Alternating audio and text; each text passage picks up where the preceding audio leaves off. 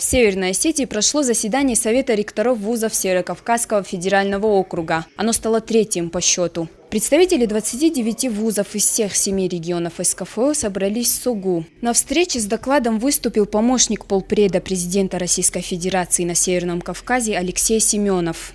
Основными вопросами съезда были качество образования и система его обеспечения. Рассмотрели актуальные проблемы и пути их решения. Совет ректоров принял ряд рекомендаций. Среди них развитие дистанционного образования, внедрение новых форм профессионального обучения, активное вовлечение студентов в научную работу. Совет стал своеобразным координатором, который решает проблемы высшей школы, в том числе связанные с гражданским воспитанием будущих специалистов. По словам председателя Совета, если географически Северный Кавказ считается периферией России, то в высшей школе он один из центров страны. Все современно, качественно и ответственно. На самом деле, как это подчеркнул и президент Российской Федерации Владимир Владимирович Путин на последнем 10-м съезде ректоров Российской Федерации, региональный вуз – это действительно центр образования, науки, культуры, связи с производством. Поэтому без региональных вузов в России просто не может быть настоящей сильной высшей школы.